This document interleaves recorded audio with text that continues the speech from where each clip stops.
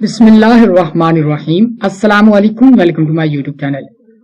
आज हम 15.4 को स्टार्ट करने जा रहे हैं। पिछली दो वीडियोस में हमने इसकी थ्योरी को एक्सप्लेन किया था और इसको कंसेप्ट के साथ जो है वो सीखा था कि किस तरह हम पोलर कोऑर्डिनेट सिस्टम को इस्तेमाल करके जो रेक्टेंगुलर कोऑर्डिनेट सिस्टम में रीजन होता है शेडेड, उसको किस तरह से आसानी से सॉल्व कर सकते हैं। तो regions and polar coordinate exercise 1 to 8 describe the given region and polar coordinate. हमने यहाँ पर करना क्या है कि जो डिस्क्राइब किया गया है रीजन उसको हमने पोलर कोऑर्डिनेट में ले जाना है, यानी कि पहले वो दिया गया in term of X and Y, इसको कन्वर्ट किस में करना है, आर और थीटा में। तो ये कन्वर्जन किस तरह होती है अब हम ये पढ़ चुके हैं थ्योरी में कि एक्स को रिप्लेस करते हैं और कॉज ऑफ थीटा में, वाई को रिप्लेस करते हैं और साइन ऑफ थीटा में, और इसके बाद जो डबल इंटीग्रल में डी एक्स डी वाई होता था उसको कन्वर्ट करते हैं आर डी आर और डी ऑफ थीटा में। ठीक है, तो ये सारी कन्वर्जन हम करेंगे। तो चलें अपने क्वेश्चन नंबर 1 की तरफ मूव करते हैं। क्वेश्चन नंबर 1 में देखें तो ये एक तरह का एक सर्कल हमें दिखाई दे रहा है। अब ऐसा सर्कल है जिसका जो सेंटर है वो क्या होगा, एट ओरिजिन है। तो और रेडियस कितना बन रहा है, यहां से लेकर यहां तक 9 है। तो इसको हम लिख सकते हैं कि ये X square plus Y square is equal to क्या है, 9 स्क्वायर। यहां से अगर हम देखें तो आर की इसको कंपेयर करें इसकी जनरल इक्वेशन के साथ, तो R will be equal to 9 होगा। ठीक हो गया। तो यहाँ पर हम जो है वो आर इज इक्वल टू 9 हो गया। हमने ये इधर लगा देंगे कि जो आर होगा यहां से यहां तक कितना होगा, 9 होगा। ठीक है, तो पहले हम क्या करेंगे, लिमिट्स ऑफ आर फाइंड करेंगे। तो आर की लिमिट के लिए हम यहाँ पर लिखेंगे, क्या लिखेंगे कि एक स्ट्रेट लाइन हम खींचते हैं। ठीक है, तो ये कितना है, आर इज इक्वल टू क्या है, 9 है। ये वाला पॉइंट, ये वाला सारा point R is equal to 9 है। तो increasing in the direction of increasing R में एक लाइन खींचते हैं।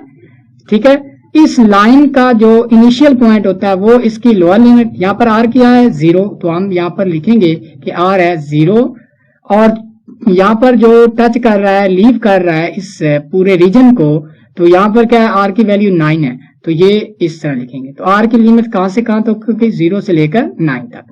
इसके बाद हमने एंगल फाइंड करना है। तो एंगल फाइंड करने के लिए हमने जस्ट यहां से लेकर यहां तक का एंगल फाइंड करना है। तो हम जानते हैं कि यहाँ पर एंगल कितना होता है, यहां से लेकर यहां तक π/2 होता है, और यहां से लेकर यहां तक कितना होता है, पाई होता है, और यहां से लेकर यहां तक 3π/2 होता है, और यहां से लेकर यहां तक कितना होता है, 2π भी होता है, और इसको हम 0 एंगल भी कहते हैं। तो हमने जस्ट क्या करना है, फाइंड करना है कहां से कहां तक, यहां से यहां तक का एंगल फाइंड करना है एंटी क्लॉकवाइज डायरेक्शन में। तो यहाँ पर एंगल हम देख सकते हैं, यहाँ पर एंगल क्या होगा, वो π/2 से लेकर 2π तक होगा। तो इसलिए हम यहाँ पर theta will be equal to π/2 से लेकर कहां तक है, 2π तक। तो ये रहेगी। एंड पोलर कोऑर्डिनेट सिस्टम में हमने इस रीजन को, ये जो शेडेड रीजन है, इसको डिस्क्राइब कर दिया इन पोलर। अब हम इसकी मदद से अगर हम ये रीजन स्केच करना चाहें तो हम कर सकते हैं। यहाँ पर आर जो है वो ग्रेटर देन है 0, लेस देन है किससे, बाई 9 से। तो इसका मतलब आर इज इक्वल टू क्या है, 9 है। इसका मतलब अगर हम इसका स्केल लें तो इधर भी स्केल ले लेंगे। अब ये किसके इक्वल होता है, ये तो ये होता है X square plus Y square के। ठीक है, तो ये सेंटर जिसका रेडियस आर कितना होगा, 9 होगा। तो हम सर्कल पहले बना लेंगे। फिर यहाँ पर जो थीटा है वो π/2 से लेकर कितने हैं, 2π तक। तो वो थीटा भी हम जो है वो यहाँ से यहाँ तक बनता है। तो हम इस रीजन को क्या कर लेंगे, शेड कर लेंगे, सिंपल। तो इसका मतलब क्या हुआ कि हमने ये पोलर फॉर्म में इसको कन्वर्ट कर दिया।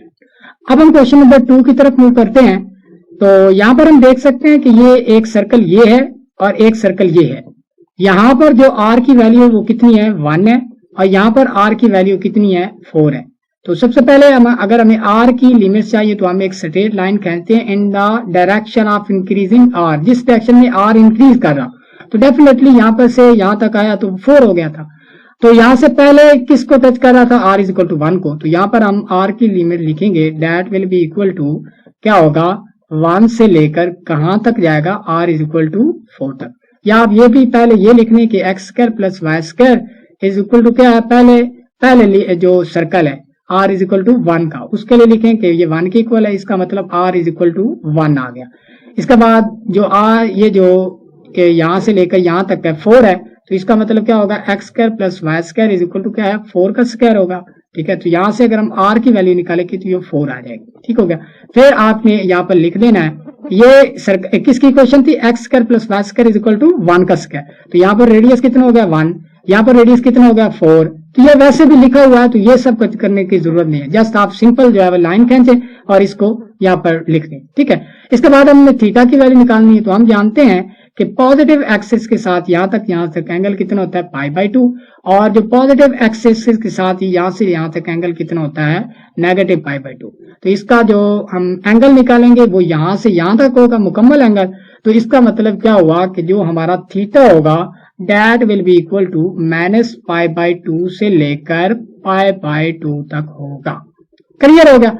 और हमेशा जो है वो एंटी क्लॉकवाइज डायरेक्शन में आपने क्या करना है, एंगल फाइंड करना है। ठीक हो गया। तो ये क्वेश्चन नंबर 2 था। अब हम चलते हैं क्वेश्चन नंबर 3 की तरफ। तो क्वेश्चन नंबर 3 में ये एक शेडेड रीजन है, इसमें हम सबसे पहले तो ये वाले पॉइंट्स जो है वो लिख लेते हैं। तो क्या है कि यहाँ पर ये देखें कि ये वाला पॉइंट क्या होगा, 1 और 1 होगा, ये वाला पॉइंट क्या होगा, -1 और 1 होगा, और ये वाला पॉइंट तो 0 एंड 0 है। तो सबसे पहले तो हमें क्या चाहिए कि आर की जो लिमिट्स हैं वो चाहिए। तो क्योंकि ये जो एंगल फाइंड करना है ना, कॉमन एंगल, वो ये वाला है। ठीक है, तो इसी कॉमन एंगल से हम जो है वो एक लाइन खींचेंगे, क्योंकि ये जो होता है ना आर, ये डिपेंड इसी एंगल पे ही कर रहा होता है। तो आपने कोशिश करनी है जो कॉमन एंगल हो ना सारे रीजन का, उसमें से वो लाइन गुजर रही हो। अब यहाँ पर क्या है, यहाँ पर और ये वाला पॉइंट, ये आर की वैल्यूज हमें बताएगा। किस तरह, यहाँ पर y क्या है, 0 है, तो y इज इक्वल टू क्या है, 0 है। तो y की जब हम वैल्यू निकालेंगे, r साइन ऑफ थीटा होती है, that will be equal to 0। तो r की वैल्यू निकालेंगे तो ये 0 आएगी। इसका मतलब यहाँ पर r कितना है, 0 है। इसके बाद यहाँ पर अगर हम देखें तो यहाँ पर y इज इक्वल टू क्या है, 1 है, तो y इज इक्वल टू 1 है। तो यहां से r साइन ऑफ थीटा यानी कि y की वैल्यू डालेंगे इन पोलर कोऑर्डिनेट सिस्टम में। यहां से r equal to 1 by sine theta, तो 1 बाई साइन क्या होता है, कोसिकेंट ऑफ थीटा के इक्वल होता है। यहाँ पर जो r की वैल्यू होगी वो हम लिख सकते हैं, r will be equal to क्या होगा, कोसिकेंट ऑफ थीटा। तो ये इसका मतलब क्या हुआ कि r कहां से स्टार्ट हुआ, 0 से लेकर, हम यहाँ पर लिमिट लिख लेंगे 0 से लेकर कोसिकेंट ऑफ थीटा तक। ये बात होगी क्लियर। अब हमने एंगल फाइंड करना है। ठीक है, यहाँ पर ये इस तरह लिखने रहेंगे पॉइंट 1 और 1। ठीक है, अब हमने एंगल फाइंड करना है यहां से लेकर यहां तक। पहले हम क्या कर लें कि यहां से लेकर यहां तक फाइंड कर लेते हैं। अब यहाँ पर देखें कि ये वो स्ट्रेट लाइन है जो किसको शो कर रही है, क्योंकि यहाँ पर 1 व 1 है, यानी कि y is equal to X को शो कर रही है।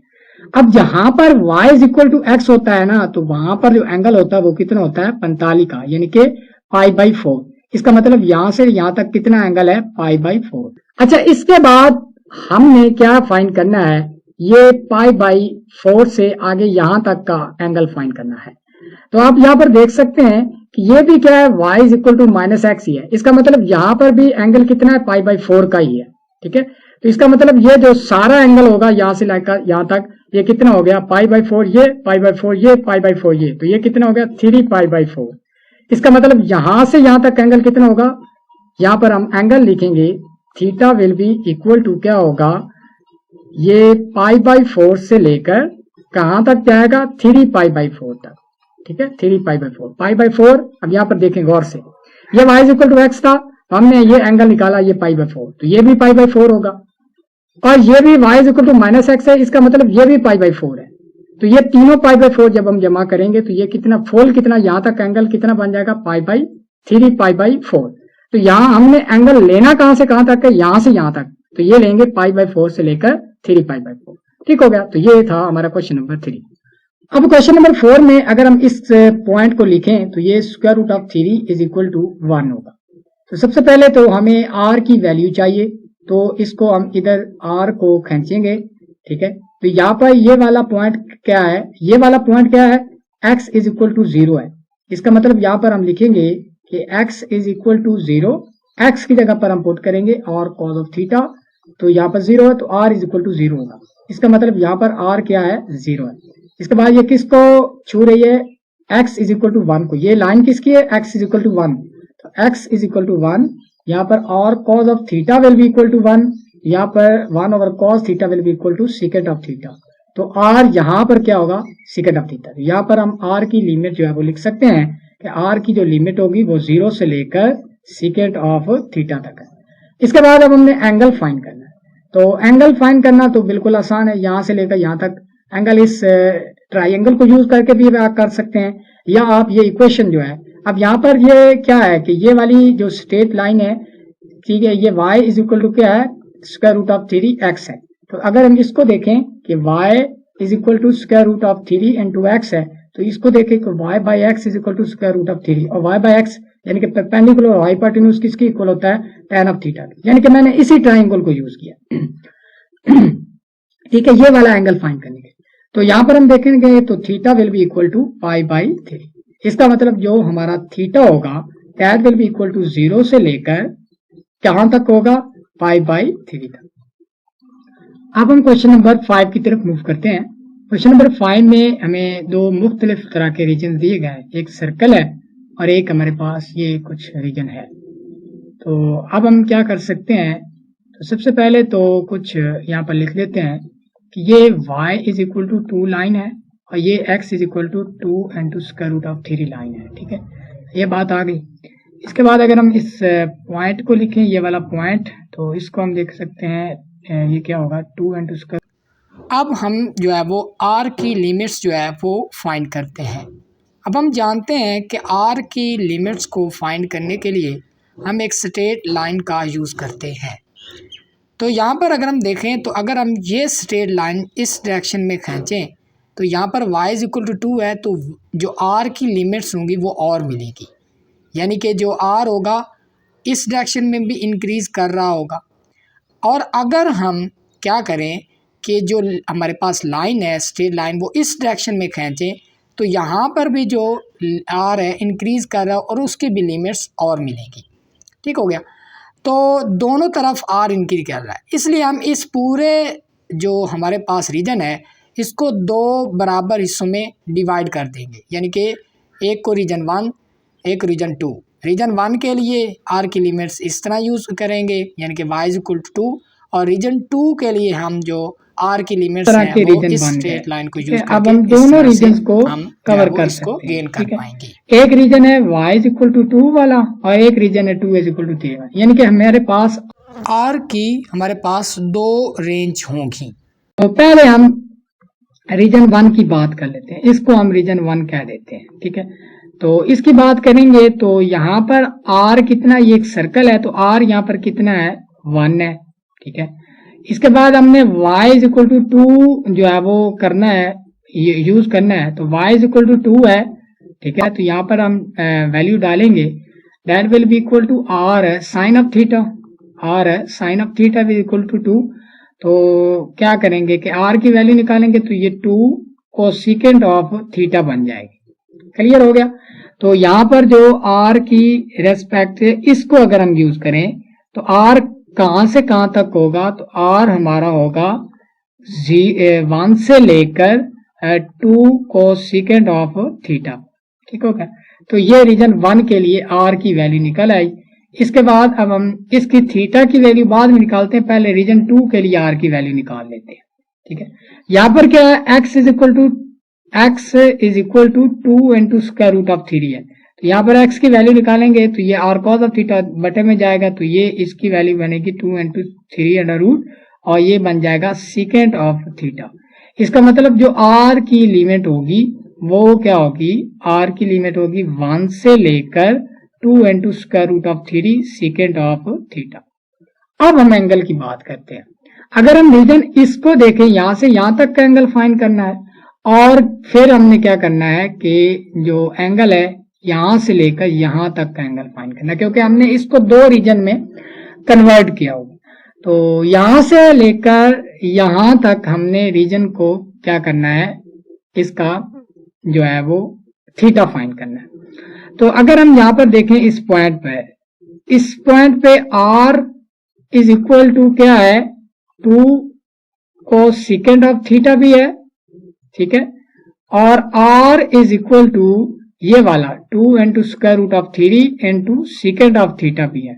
तो ये दोनों आर क्या है, सेम है, तो इन दोनों को क्या कर लेते हैं हम, इन दोनों आर को हम इक्वल रखेंगे, यानी कि 2 cosecant of theta is equal to 2 into square root of 3 into second of theta.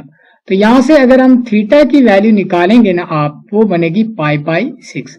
इसका मतलब ये वाला जो एंगल होगा वो कितना होगा, पाई बाई 6। ये वाला एंगल निकाल लिया, तो यहाँ पर इसके लिए हम एंगल लिख सकते हैं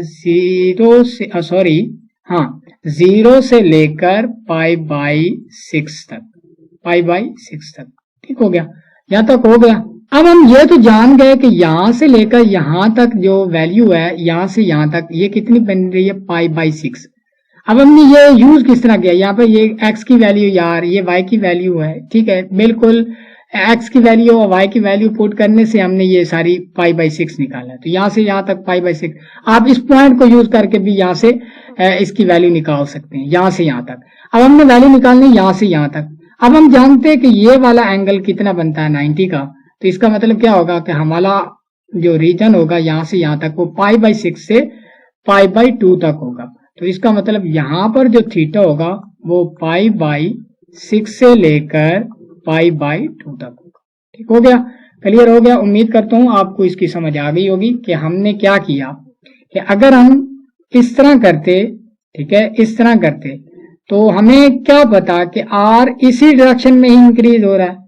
अगर हम इस तरह करते तो ये हमें इसका, क्योंकि ये जो रीजन्स है ना, ये जो ग्राफ है, रीजन है, ये मुख्तलिफ है। ये एक स्ट्रेट लाइन है, ये एक स्ट्रेट लाइन है। पीछे क्या होता था कि हमें एक ही स्ट्रेट लाइन दी हुई होती थी, ये वाली स्ट्रेट, तो इसी डायरेक्शन में हम कर लेते थे।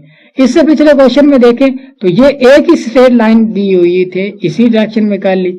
इसके बाद इसके पीछे क्वेश्चन में देखें तो यहाँ पर तो कोई स्ट्रेट लाइन थी, इसके तो जिस डायरेक्शन में चले जाएं एक ही बात है, ठीक है। इससे पिछले क्वेश्चन में देखें तो उसमें भी कोई चक्कर नहीं था। तो जहां आपने ज्यादा कोशिश करनी होती है स्ट्रेट लाइन की तरफ, यहाँ पर तो स्ट्रेट लाइन दो तरह की थी, यानी कि रेडियस जो आर की लिमिट्स होंगी वो दो तरह की होंगी। यहाँ पर आर और होगा, यहाँ पर और होगा, यहाँ पर आर होगा, यहाँ पर आर होगा। इसलिए हमने उसको दो रीजन में कन्वर्ट करके ये सारा प्रोसेस लगा के थीटा की भी वैल्यू निकाल ली। अब हमें यहां से ये इधर लाइन हमने खींची ना, तो यहां से यहां तक वैल्यू चाहिए, बाकी हम उसको जो है वो पाई बाई 2 वाला जो है वो इस्तेमाल करके उसकी लिमिट निकाल सकते। ठीक है, तो ये था हमारे पास क्वेश्चन नंबर हमारा 5। अब इसके बाद अब हम क्वेश्चन नंबर 7 की तरफ मूव करते हैं। क्वेश्चन नंबर 7 में ये हमें रीजन दिया गया है। तो सबसे पहले ना आप हर क्वेश्चन में बल्कि यही करें कि यहाँ पर x इज इक्वल टू 1 है, तो यहाँ पर r की वैल्यू निकाल लें, यानी कि x इज इक्वल टू क्या है, 1 है, तो r cos of theta will be equal to 1।